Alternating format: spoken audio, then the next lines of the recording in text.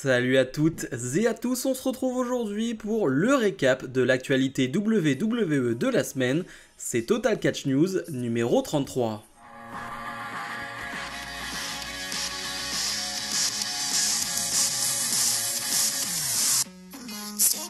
J'espère que vous allez tous très bien en ce dimanche, j'espère que vous avez passé un bon week-end et que cette vidéo vous permettra de passer un bon moment et surtout d'avoir le récap de l'actualité WWE de la semaine pour ceux qui n'ont pas vu toutes les infos, toutes les news ou ceux qui veulent commenter tout simplement ces informations comme je vais le faire aujourd'hui.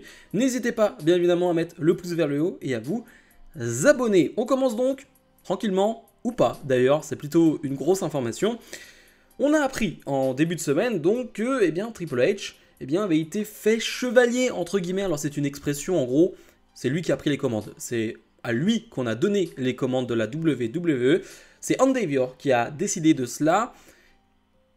C'est une bonne nouvelle déjà sur le papier quand on lit ça. Alors ça fait déjà quelques semaines, quelques mois qu'on s'en doutait un peu.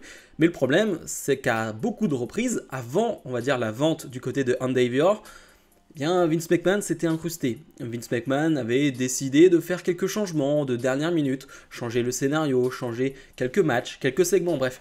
Il l'a fait quand même à pas mal de reprises ces derniers mois. Alors, c'était pas quelque chose de récurrent, pas quelque chose qui arrivait chaque semaine, mais ça arrivait de temps en temps et ça pouvait gâcher un show, clairement, et ça arrivait à plusieurs reprises.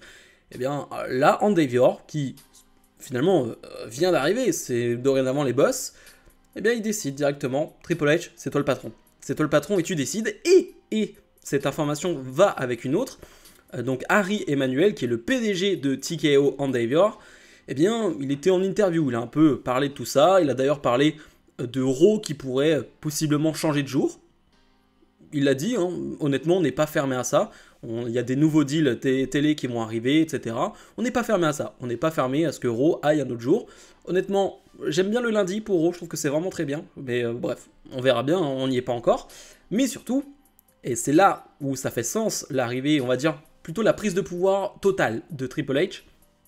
C'est parce que, Harry Emanuel va mettre un petit tacle à Vince McMahon en disant que les actions de TKO et de WWE ont chuté récemment à cause de Vince McMahon. Et oui, il y a toutes ces histoires autour de Vince McMahon, une entreprise qui vient de se créer et qui a Vince McMahon à son bord, c'est peut-être pas positif, on va dire, en 2023. Et clairement, il jette un peu Vince McMahon en pâture. En tout cas, il le montre du doigt. Et ça, c'est pas anodin. C'est pas anodin, c'est pas une déclaration anodine du tout. Avec en plus l'information d'un Triple H qui prend totalement le contrôle. On a l'impression que Vince McMahon s'est fait un peu avoir dans cette histoire, mais possiblement à notre plus grand bonheur, à notre plus grande joie. Vince McMahon voulait vendre WWE pour récupérer du pouvoir, justement. Il pensait que justement, en vendant un peu WWE, en vendant un peu ses parts, qu'il allait récupérer un certain pouvoir créatif. C'est l'inverse qui arrive. Et honnêtement, je suis bien content. Je suis bien content qu'il se fasse avoir de cette manière-là. Je pense qu'on aura d'autres informations dans les prochaines semaines, dans les prochains mois. Et avec un Vince McMahon qui va sûrement se rebeller. Vince McMahon, on commence à le connaître. Il ne se laisse jamais faire. Vince McMahon est un rebelle et quelqu'un qui n'accepte pas lorsqu'il est mis de côté. Et on l'a vu cette dernière année. Et donc, il faut s'attendre à tout avec ce monsieur-là. Mais ce qui est sûr, c'est que l'information brute d'un Triple H qui prend totalement le pouvoir avec Harry Emanuel qui clairement met un petit tacle à Vince McMahon, elle fait plaisir, cette information. On enchaîne là aussi avec une information de début de semaine. Alors une information plutôt rumeur de ce côté-là, c'est donné par BWE qui nous dit que les projets autour de Oncle Howdy, de Wyatt Six et de la Firefly Funhouse, pourraient éventuellement se poursuivre en hommage, en honneur à Bray Wyatt. C'est un sujet un peu, voire très important du côté de WWE avec le décès de Bray Wyatt. Qu'est-ce qu'on fait ? Qu'est-ce qu'on fait de Bo Dallas? Qu'est-ce qu'on fait donc de ce Oncle Howdy et de tout l'univers de Bray Wyatt, de toute sa legacy, de tout son héritage? Qu'est-ce qu'on fait de ça? Et c'est une vraie question qui se pose maintenant parce que, on va dire, le deuil a été fait, entre guillemets. Je pense pas pour la famille, honnêtement, mais on va dire que on est passé à autre chose. C'est triste de dire ça, mais et que maintenant, on peut penser à la suite. Et c'est quoi la suite? Et c'est une question hyper importante, parce qu'on parle donc de l'héritage de quelqu'un qui est décédé, on parle d'un héritage très fort finalement, on parle quand même de la Firefly Funhouse, de tous les personnages, de ce qui compose la Firefly Funhouse toutes ces dernières années, eh bien, tournait autour de la Firefly Funhouse, autour de Bray Wyatt. Donc c'est quelque chose d'important, c'est quelque chose de gros, et qui prend encore plus d'importance maintenant, j'ai envie de dire, avec le décès de Bray Wyatt. Et donc, eh bien, la question moi, que je me pose surtout, c'est pourquoi pas? Pourquoi pas continuer? Moi, ça ne me dérange pas de continuer, j'ai envie de dire, cet héritage, de continuer ces histoires autour de Oncle Howdy. Ça n'aura jamais la même saveur, ça n'aura jamais la même hype, le même goût sans Bray Wyatt. Ça, c'est une certitude. Sans Bray Wyatt, et bien évidemment, ça ne sera jamais pareil. On est d'accord là-dessus. Maintenant, si on met ça de côté, si on se dit que ça sera pas la même chose, bah moi, je suis plutôt pour. Je suis pour à une seule condition, que Bo Dallas soit pour et que la famille de Bray Wyatt soit pour, dans son entièreté. Parce que Bo Dallas est le frère donc de Bray Wyatt. Si Bo Dallas accepte ce rôle, accepte de prendre, on va dire, les rênes et accepte de prendre la relève, moi, ça me pose pas de problème. Et je pense que ça sera fait dans le consentement total. On sait que WWE est certes une entreprise mondiale, etc. et qu'on ne fait pas place forcément aux sentiments, au cœur, etc. Mais je me dis que dans cette situation, je pense quand même, alors peut-être que j'idéalise un peu trop WWE dans cette situation, mais j'imagine qu'ils vont quand même demander à Bo Dallas et avoir le consentement de la famille de Bray Wyatt pour continuer cette histoire, continuer ce qui se passait avec Oncle Howdy.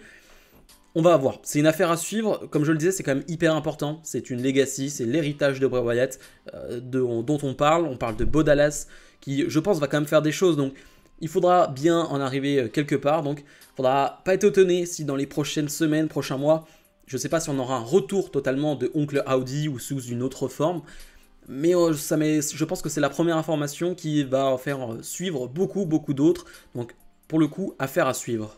Une rumeur là aussi, ça n'a toujours pas été confirmé par la WWE, mais c'est Fightful qui le dit, ça a été un peu la rumeur ces dernières semaines, donc on peut quand même y croire, on attend maintenant la confirmation totale. Eh bien cette année, on aura encore le droit au Survivor Series War Games. Et oui, ça fait déjà 2 ans qu'on a cette stipulation là, les Survivor Series War Games, les War Games qui avaient fait leur retour du côté de NXT, qui maintenant sont dans le roster principal. Bien évidemment, grâce à Triple H, c'est Triple H qui a ramené ça totalement dans le roster principal depuis qu'il est aux commandes, ça c'est une certitude.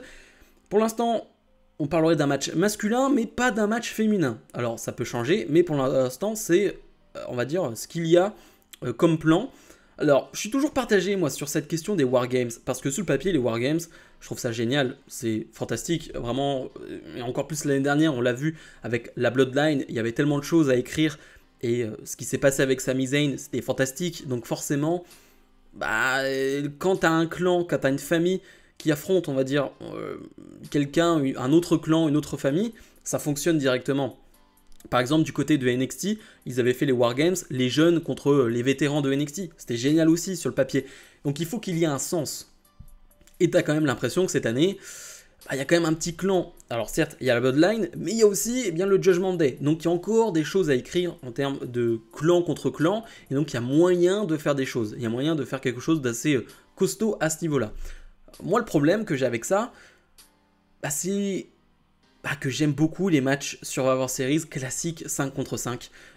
C'est peut-être aussi la nostalgie qui parle. C'est aussi peut-être parce que quand j'étais plus jeune, c'était aussi le type de match que j'attendais tout au long de l'année. Ce match Raw contre SmackDown, où je voyais les plus grosses superstars s'affronter. Je pense au moment où Dolph Ziggler a été exceptionnel. Moi, en tant que fan de Randy Orton, à plusieurs moments, Orton a été fantastique dans ses Survivor Series matchs. Et donc, j'ai cette petite nostalgie-là aussi qui me fait dire, je suis content, mais en même temps, j'aime tellement ce format 5 contre 5 de match classique, on va dire, par élimination. Raw contre SmackDown, voire Raw, SmackDown, NXT, peu importe comment ils veulent faire ça, je suis partagé. Je suis partagé sur cette question et j'ai bien vu sur les réseaux sociaux que c'était le cas aussi pour beaucoup de monde, parce que les Wargames, c'est génial, ça rajoute quelque chose de plus et c'est frais les Wargames, c'est pas quelque chose qu'on voit souvent. Déjà, ça a été rapporté à nouveau récemment du côté de la WWE avec tout d'abord l'ajout du côté de NXT et maintenant dans le roster principal, et c'est un match qu'on voit une fois par an, donc tu as une certaine hype.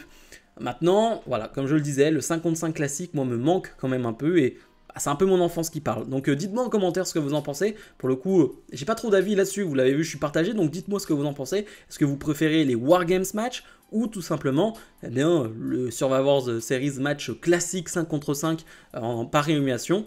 Dites-moi ce que vous en pensez. Et finalement, la dernière rumeur qui se confirme petit à petit, parce que là aussi c'est Fightful qui l'a sorti cette information, et quand c'est Fightful qui sort quelque chose comme ça, eh bien, on y croit fortement.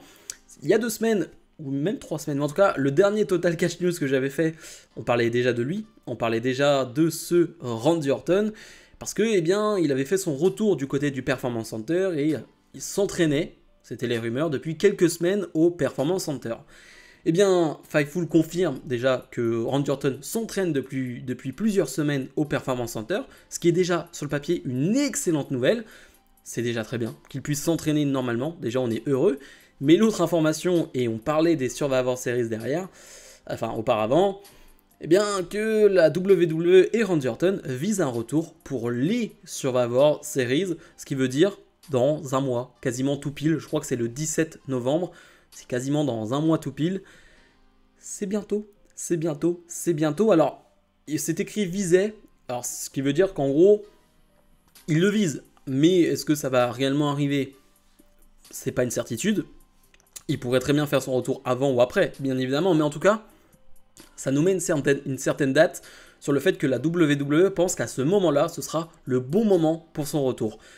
Plusieurs choses à dire. Déjà, on est content. Alors forcément, moi, en tant que fan de Randy Orton, bien évidemment, mais je pense que même, honnêtement, en tant que fan de catch en général, de voir Randy Orton revenir après plus d'1 an et demi d'absence, je pense que ça fait plaisir à tout le monde. Je pense que je dis pas une bêtise en disant cela. Ce serait bête, je trouve, de ne pas être heureux d'un retour de Randy Orton. Ce n'est que mon avis. Mais dans un second temps, on peut avoir des théories. On peut faire du fantasy booking. C'est ce que j'avais déjà commencé à faire ces dernières semaines.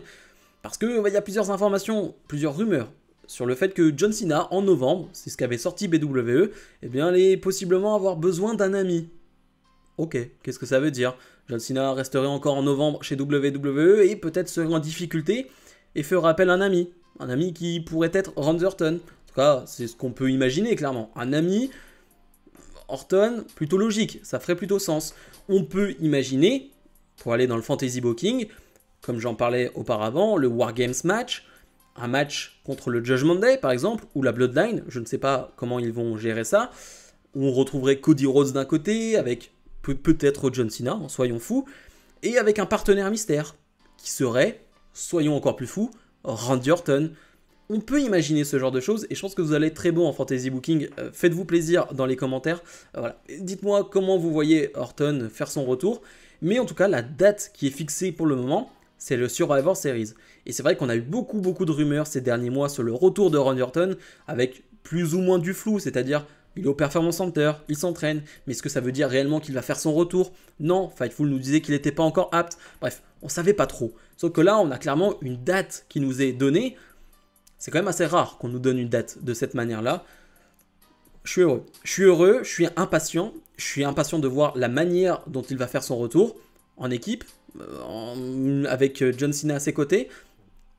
La réaction du public, je pense qu'elle va être assez folle, vraiment. 1 an et demi sans Orton, je pense que quand la musique Voices va retentir, ça va être fou. Ça va être littéralement fou dans la salle. Et c'est pour ça aussi peut-être qu'il faut attendre d'être dans un gros stade, en tout cas dans une grosse arène avec beaucoup de monde pour faire le retour de Randy Orton.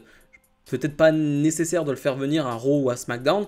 D'ailleurs, les rumeurs parlaient possiblement d'un Randy Orton du côté de SmackDown. On verra bien. C'est vrai qu'on l'a vu ces dernières années du côté de Raw, possiblement du côté de SmackDown maintenant. Mais voilà, on a hâte. Bien évidemment, je vous invite à faire du fantasy booking. C'est ce qui va être marrant, plutôt sympa. De quelle manière Randy Orton va faire son retour. Certains pensent aussi que le Wargames n'est pas une bonne solution, parce qu'il pourrait se faire mal ou quoi que ce soit, et pour un match de retour, honnêtement, si Orton arrive en 5ème, il peut rester 5 minutes sur le ring, prendre des bumps classiques, et ça poserait aucun problème. Donc je pense que c'est pas un problème de rentrer dans un Wargames. Tant qu'il rentre en dernier, il combattrait 5-10 minutes, je pense que ça irait. Un homme de l'expérience de Randy Orton, là il s'entraîne depuis déjà pas mal de semaines, je pense que ça irait. Mais bref, dites-moi ce que vous en pensez. Mais bref, c'était donc le récap de l'actualité WWE de la semaine. Comme d'habitude, j'espère que ça vous fait plaisir et je sais que c'est un moment important pour beaucoup d'entre vous parce que, eh bien, on ne voit pas tout et on ne voit pas toutes les informations qui finalement fusent tout au long de la semaine. Il y en a parfois beaucoup, parfois moins. Cette semaine, c'était correct, j'ai envie de dire, mais surtout, je retiens les plus grosses informations, les informations importantes, on va dire, pour chaque abonné de la chaîne. Donc je pense que j'ai choisi les bonnes informations et que globalement, eh bien, vous allez être bien au courant de ce qui s'est passé cette semaine du côté de WWE. Bref, comme d'habitude, n'oubliez pas de mettre le pouce vers le haut, c'est hyper important, je le rappelle. Et n'oubliez pas de vous abonner aussi. Bref, on se retrouve la semaine prochaine pour d'autres vidéos. Salut, salut!